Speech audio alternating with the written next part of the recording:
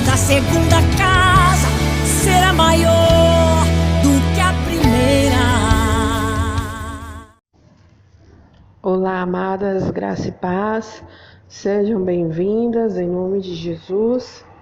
Hoje é o nosso 9º áudio, dia 10, nosso propósito da família feliz, e estamos alegres porque até aqui o Senhor nos ajudou e sabemos que grandes coisas fará por cada uma de nós, amém?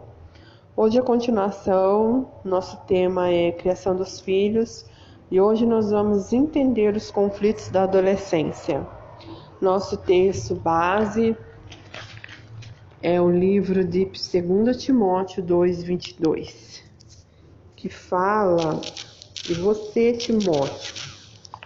Fuja das paixões da mocidade e procure viver uma vida correta, com fé, amor e paz, junto com os que com um coração puro pedem ajuda ao Senhor. Amém? A principal tarefa do adolescente em seu desenvolvimento é adquirir identidade. Em determinado momento, entre a infância e a vida adulta, seu corpo entra em intensa atividade e sofre várias mudanças num ritmo físico e emocional. Ele se torna estranho para si mesmo, sob o ataque de um arsenal de hormônios poderosos, desnorteado. O jovem começa a se perguntar: quem sou eu? A busca de uma boa resposta para a pergunta nunca termina, mas esse é o grande desafio da adolescência. De acordo com especialistas no assunto, a conquista da identidade, saber quem é, produz uma sensação de autocontrole que acompanha o adolescente por toda a vida. O adolescente sem identidade assume uma postura do tipo: como estou me saindo? Cuja principal preocupação é saber qual a impressão que ele causou aos outros. Sem identidade, ele adotará a postura de como imagina que os outros querem que ele seja e agirá de acordo com isso. Hesitará no modo de agir, nunca deixará de se preocupar com o próprio desempenho e perguntará sempre às pessoas: como estou me saindo? A boa formação da identidade segue um padrão comum. O adolescente identifica-se com as pessoas que admiram. Seja na vida real, numa revista ou na TV, imita as características das pessoas que ele quer ser. No final da adolescência, se tudo correr bem, essas identificações anteriores passarão a compor um conjunto único e coerente. A busca da identidade é assustadora. Dos 12 aos 20 anos, a adolescência é forçada a escolher uma identidade definitiva. É uma tarefa extraordinária. Na incerteza do que realmente sente, é forçado a tomar uma decisão. Fica ainda confuso quando começa a tentar adivinhar como as pessoas cujas opiniões lhe são importantes querem que ele seja. Para o adolescente que nunca consegue adquirir uma identidade integral, o mundo se torna um palco.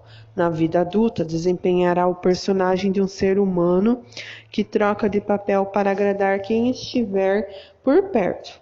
O modo de vestir, de falar, de pensar e sentir, tudo faz parte do script. O propósito é ganhar a aprovação de quem ele quer impressionar. A vida se torna uma charada e o personagem principal nunca experimenta a sensação de segurança que essa identidade própria cria, nem o poder de autoestima. Como o adolescente busca identidade? O jovem busca sua identidade de diversas formas. Vamos examinar 7 caminhos comuns: relação familiar, símbolos de status, comportamento adulto, revolta, opinião alheia, ídolos e exclusão preconceituosa. Relações familiares. A família do adolescente exerce papel importante na formação da identidade, para assegurar as individualidades e abandonar a infância. O adolescente se afasta da proteção dos pais, mas a individualidade também se encontra na reação à identidade dos irmãos. Se, por exemplo, o filho mais velho decide ser o intelectual, seria o filho do meio brincalhão. Com esses papéis já definidos, o filho caçula pode optar por ser atleta. Símbolos de status. O adolescente procura afirmar-se como indivíduos pelo prestígio. Adota comportamento ou assume posturas que chamem prontamente a atenção. Usa carro, corte de cabelo, jaqueta de couro, prancha de skate, guitarra, aparelho de som, roupa, tudo da última moda na tentativa de ser identificado como uma pessoa bem vista. Os símbolos de status ajudam a formar a sua própria identidade porque se assemelham às mesmas coisas usadas pelos membros do grupo ao qual pertence. O grupo de atletas, CDFs, bagunceiros, certinhos, descolados, filhinhos do papai ou brinquedos. Possuir símbolos de status, entretanto, não basta para conquistar a identidade, apenas comprando os símbolos certos. Na verdade, adoram expor impostores para reforçar a própria identidade e rotulam-nos fraudadores ou exibidos. Para ser autêntico, o símbolo de status deve ser compatível com o comportamento. Uma garota festeira, por exemplo, não deve apenas usar roupas e corte de cabelo adequado e ouvir músicas do momento. Precisa também fazer o que as festeiras fazem.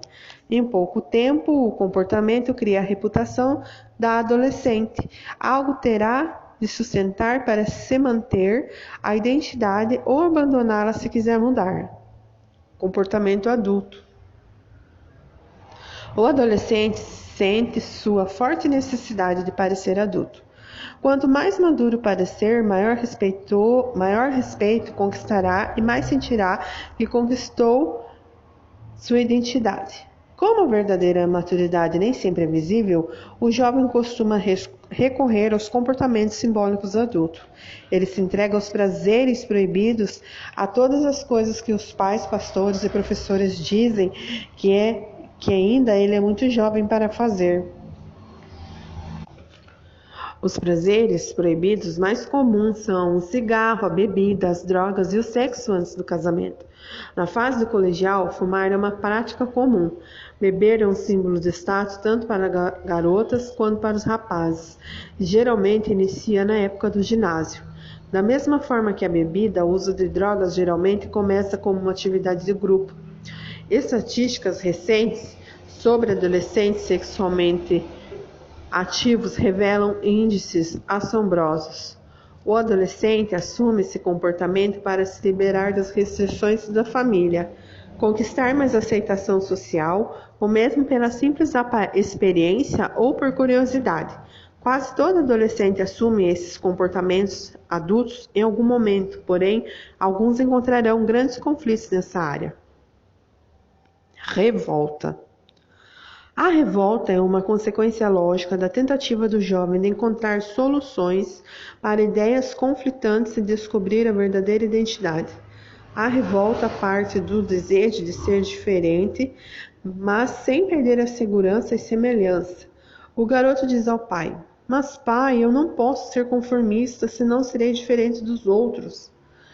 A revolta, em geral, vem acompanhada de um idealismo que leva o adolescente a rejeitar os valores da família, da escola, da igreja e da sociedade. No momento, seus ideais simplistas e reais não raro se tornam ineficazes e algum tempo depois são abandonados. Opinião alheia. A avaliação da autoimagem pelos outros é essencial para a formação da identidade. A percepção de si mesmo muda o que o adolescente imagina que os outros pensam a respeito dele. Por exemplo, se um rapaz considerar ator talentoso, mas não ganhar o papel principal na peça da escola, sua identidade como ator ficará abalada e ele buscará uma identidade em outro lugar, como os estudos ou os esportes. Mas se, entretanto, as pessoas lhe disserem que houve engano e que o papel principal deveria ser dele, sua identidade será mantida. Nem sempre o adolescente age de acordo com o que os outros pensam dele. Pelo contrário, como a sua identidade se molda pela percepção de como os outros o enxergam, pode mudar para contradizer a sua percepção. Mesmo que ela seja positiva, é perigoso dizer ao jovem que ele nunca terá problemas, que é o melhor ou que um dia será o vencedor. Consciente de suas fraquezas, ele se sentirá mal com uma declaração que não deixe espaço para erros e para se libertar do fardo de ser perfeito. Alguns só encontram alívio quando se identificam com algo que não tem nada a ver com eles, para se contrapor ao inatingível. Ídolos. Principalmente no início da adolescência, o jovem se identifica muito com alguma celebridade, a ponto de perder a própria individualidade. Numa sociedade atenta à fama, certamente há milhares de rock, atletas profissionais, atores de cinema e personalidades da televisão à disposição para os adolescentes. De modo que os adolescentes os idolatrem. As celebridades se tornam modelos porque o adolescente está disposto a experimentar papéis diferentes. Na busca de identidade, apodera-se uma personalidade notável para expor diferentes aspectos de si mesmo. O ídolo permite que ele se assuma a novos comportamentos e atitudes antes de incorporá-los em sua própria identidade. Idolatrar celebridades não significa necessariamente que o adolescente aprove o estilo de vida ou os valores do ídolo. Exclusão preconceituosa. Na busca da identidade, o adolescente pode se tornar intolerante e até cruel em relação aos outros adolescentes, excluindo-os por causa de pequenos detalhes como o modo de vestir, por exemplo. Está tentando obstinadamente definir, exagerar e redefinir a sua própria pessoa em relação aos outros. Se achar que uma pessoa e é de um jeito que não gostaria de ser, zombará dela e a rejeitará sem o menor remorso. O adolescente reforça o sentimento do eu por meio da comparação cruel e de várias exclusões. Especialistas veem o preconceito do adolescente, sua intolerância às diferenças, como uma defesa contra a mistura de identidades. Normalmente, no fim da adolescência, o jovem percebe que é preciso ter uma identidade muito forte para tolerar as grandes diferenças. Por que os adolescentes têm conflitos? A conquista de uma identidade própria não é fácil. O perigo da falta de identidade está à espreita em cada esquina. Alguns jovens ficam desorientados e demoram mais um tempo para chegar à maturidade. Retornam a um estado infantil para não ter de tomar decisões sobre questões complicadas. Outros expressam essa desorientação assumindo compromissos precipitadamente, agindo por impulso. Adotam posturas mal pensadas e acabam se empenhando em batalhas inúteis.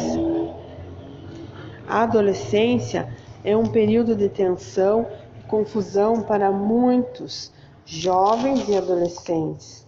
Embora parte das dificuldades que ocorrem na adolescência deva-se à falta de experiência, há pelo menos 5 fatores habituais que podem exacerbar ou criar grandes conflitos. São as mudanças físicas, sexuais, sociais, religiosas e morais. Mudanças físicas. Um adolescente de 14 anos justificou as notas baixas no boletim da escola dizendo: "O problema não são as provas, mas a testosterona." É um argumento legítimo. As mudanças bioquímicas que ocorrem na adolescência podem causar mais apreensão que a obrigação de estudar para uma prova. Acordar com espinhas, ver a própria voz falhar em público, usar uma calça jeans nova que já está curta, começar a ter barba ou menstruar, desenvolver os seios são experiências traumáticas.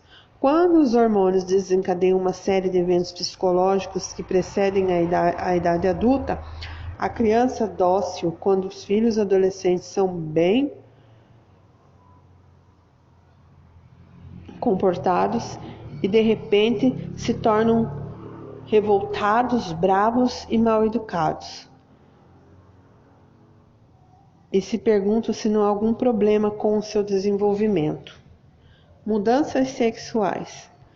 Quando o corpo do adolescente começa a assumir formas e características do seu sexo, ocorre uma mudança no comportamento, no pensamento e nos processos psicológicos. O jovem assume o estereótipo cultural das mudanças sexuais. O rapaz depara com as comparações no vestiário e se pergunta se seu genital não é muito pequeno ou porque sua barba ainda não nasceu. Se tiver ereção quando está com uma garota, lendo ou simplesmente pensando, sente-se contrariado com a impressão de que o seu corpo o traiu. Fica aborrecido com a falta de controle sobre o próprio corpo, sente-se como se estivesse fazendo algo errado. A garota também se sente confusa e envergonhada com a maturação sexual. A menstruação é uma preocupação séria que geralmente se alia ao medo e à ignorância. Pode causar dor física, ganho de peso, dor de cabeça, mudança de humor, por ser comumente chamada de maldição. A menstruação pode encorajar a garota a assumir o papel passivo de mártir. Não é de se espantar que a simples ideia dessa mudança contribua para os outros conflitos comuns. Mudanças sociais. Embora as mudanças biológicas da puberdade sejam drásticas, não são mais importantes que as mudanças sociais que ocorrem na adolescência. Entre a sexta e a oitava série, a estrutura da escola passa a ser uma experiência bastante diferente. A maioria dos adolescentes sai de uma escola primária relativamente pequena e no ginásio vai para uma escola cujas classes são muito maiores e mais impessoais. Essa mudança causa inúmeras implicações sociais. Rompe a estrutura do antigo grupo de amigos, expõe o aluno a novas expectativas por parte dos professores e oferece a oportunidade de novas atividades extracurriculares. A relação familiar também mudam quando os meninos e as meninas tornam-se adolescentes. Os conflitos em família aumentam, o garoto fica mais imperioso nas conversas, especialmente com a mãe. O sentimento de afeto em relação aos pais diminui entre a sexta e a oitava série. Isso não significa que os sentimentos se tornam necessariamente negativos, e sim que a mudança passa de uma condição muito positiva para menos positiva. Mudanças religiosas. Ao contrário do que se pensa, o adolescente realmente se interessa por religião e acredita que ela exerce um papel importante em sua vida. Embora 48% diz que leva mais em consideração o que eles próprios pensam e o que os outros pensam, Contudo, a adolescência é uma fase em que o indivíduo questiona os conceitos e crenças religiosas que aprendeu na infância e que pode se tornar cético em relação às práticas religiosas, como a oração, e começar a duvidar da natureza de Deus, mas experimenta uma verdadeira busca espiritual. Às vezes, essa busca é erroneamente interpretada como ceticismo ou descrença. Na verdade, é um questionamento sincero. O adolescente investiga sua religião para ter a sua própria fé, e não a de seus pais. Não questiona porque queira ser agnóstico ou ateu, mas porque quer acertar a religião de uma forma que lhe faça sentido. No entanto, esse processo costuma ser assustador e a busca da fé pode levá-lo a se envolver com cultos religiosos, destrutivos ou em outros problemas. Mudanças morais. Uma importante mudança ocorre no adolescente quando ele percebe que seu comportamento precisa atender às expectativas sociais, sem a constante orientação, supervisão e ameaças de punição que experimentava quando criança. Para se tornar adulto, precisa substituir as regras específicas da infância por seus próprios princípios morais. A consciência do adolescente sofre diversas mudanças básicas. Passa a ser mais abstrata e menos concreta, mais preocupado com o que é certo e menos com o que é errado, mais cognitiva e menos emocional, mais altruísta e menos egocêntrica, mais disposta a refletir sobre questões morais. Na adolescência, de acordo com especialistas, o jovem alcança um estágio de desenvolvimento moral que se baseia no respeito aos outros e não ao próprio desejo. Embora o adolescente seja intelectualmente capaz de processar essa mudança e cria seus próprios códigos morais, não é uma tarefa fácil. Todo dia depara com a incoerência nos padrões morais. Na interação com colegas de diferentes religiões, etnias ou níveis socioeconômicos, aprendem que as pessoas têm códigos distintos do certo e do errado. Alguns jovens não conseguem fazer essa transição para a moralidade madura na própria adolescência e precisam completar a tarefa no começo da vida adulta. Outros, além de não conseguirem fazer a transição, ainda criam um código moral com base em conceitos socialmente inaceitáveis. As mudanças físicas, sexuais, sociais, religiosas e morais, todas elas afetam a luta adolescente pela identidade e podem provocar outras complicações e problemas. Como o adolescente reage a seus conflitos? É difícil prever exatamente como cada adolescente administrará o seu problema. Há várias características de personalidades e fatores ambientais que afetam o estilo do adolescente de enfrentar conflitos, e existem, porém, 3 maneiras básicas pelas quais os jovens lidam com seus problemas. Podem ocultar, extravasar ou superá-los. Ocultação. Muitos adolescentes, ao enfrentar dificuldades, guardam os problemas para si mesmos. Assim como Adão e Eva se esconderam na mata, camuflam seus conflitos na esperança de que um dia eles desapareçam. Alguns ocultam a ansiedade pelo bloqueio, permitindo que os conflitos interrompam inconscientemente o fluxo do pensamento. Exemplo: Tony está atormentado porque tem fantasias sexuais com sua parceira de trabalho na aula. À mesa de jantar começa a contar aos pais sobre o projeto. De repente fica confuso e esquece o que ia dizer. Outra maneira pela qual os adolescentes escondem os problemas é pela sublimação, transformando impulsos inaceitáveis em comportamentos mais aceitos socialmente. Com raiva do pai alcoólatra, o jovem pode disfarçar a hostilidade investindo toda a sua energia no basquete. Quando ficam magoados, às vezes os adolescentes escondem os seus conflitos pelo isolamento emocional, deixando de lado um possível sofrimento. Por exemplo, Carla, uma estudante colegial, foi convidada para a festa de formatura pelo garoto dos seus sonhos. Para evitar a possibilidade de sofrer uma decepção, ela não demonstra nenhuma animação ou alegria. Permanece neutro, com medo de que ele desista no último instante. Ao isolamento emocional, associa-se intelectualização, ou seja, interpretar uma situação apenas no nível cognitivo para não ter que lidar com sentimentos indesejáveis. Exemplo: quando perguntaram como se sentia depois de ser cortado dos ensaios da peça de teatro, Pedro, embora estivesse profundamente magoado, respondeu: acho que foi melhor assim. Deus sabe o que faz. Se na verdade ele não está me ensinando a ser uma pessoa melhor com tudo isso, provavelmente foi a melhor coisa que poderia acontecer comigo. Talvez a forma mais comum de esconder um conflito seja a repressão, afastar da mente pensamentos, sentimentos, impulsos ou lembranças. Veja Ana, por exemplo, um garoto de 17 anos criado na igreja que busca sinceramente as respostas para questões difíceis da vida. Ele começa a duvidar da existência de Deus, mas rapidamente afasta a dúvida da mente, porque isso é ruim. Posteriormente, a dúvida reprimida ressurgirá na incapacidade de ser verdadeira com outros sentimentos. Não consegue demonstrar-lhe sentimentos normais e se torna espiritualmente formal. Extravasamento. Alguns adolescentes enfrentam seus conflitos pelo extravasamento, expressando sentimentos por meio de ações impulsivas, a fim de reproduzir a tensão. Por exemplo, para aliviar temporariamente a ansiedade de ir mal numa matéria, o adolescente pode matar a aula, importunar os colegas, praticar atos de vandalismo. A tensão de não ser aceito pelos companheiros pode ser extravasada na forma de promiscuidade sexual. O adolescente pode extravasar de diversas maneiras. Às vezes, o jovem extravasa seu conflito pelo deslocamento, direcionando seus sentimentos para um objeto mais neutro. Um adolescente de 15 anos zangado com a mãe pode chutar a lata de lixo do vizinho a caminho da escola. A vantagem é óbvia.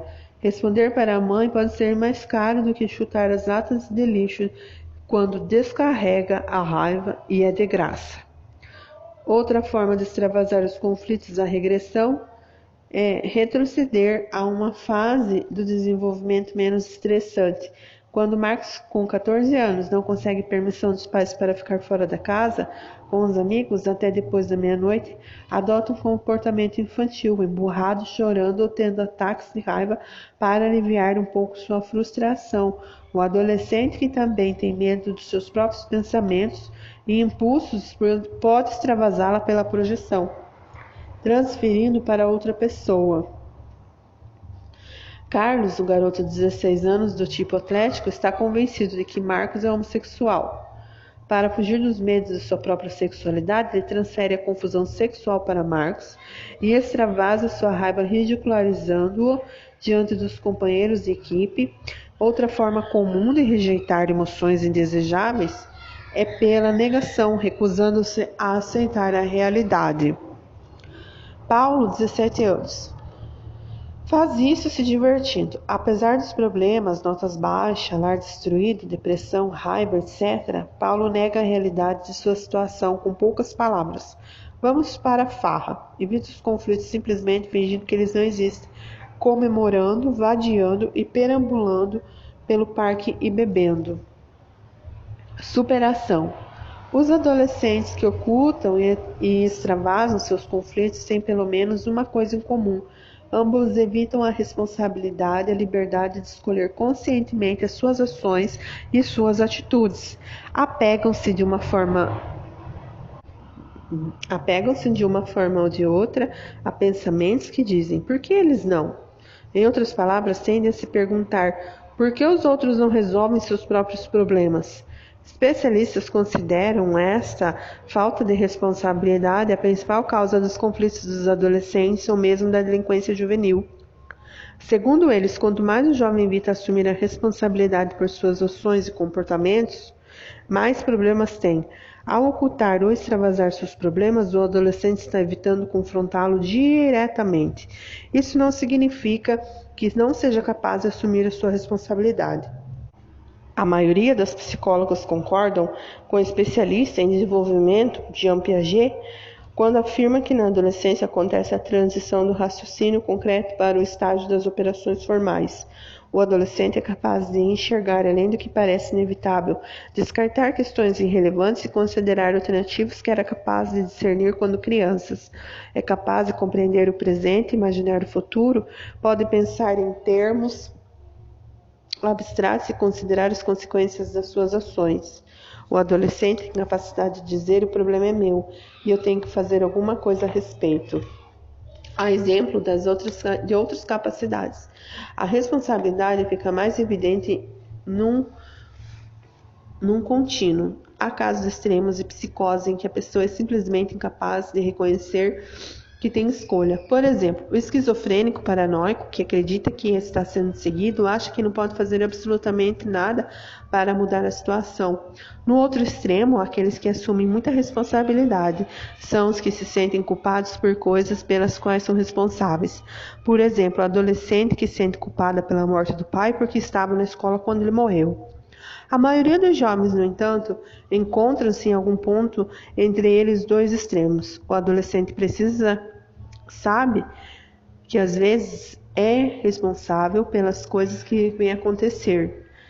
E não é até quando tem liberdade para escolha a atitude que o ajudará a vencer o conflito que o aflige. Quando ele for capaz de resolver seus próprios problemas com razoável sucesso e confiar cada vez mais nessa capacidade, os períodos de conflito se tornarão cada vez menos frequentes e intensos. Só nesse momento o sentimento de realização sobrepujará o conflito.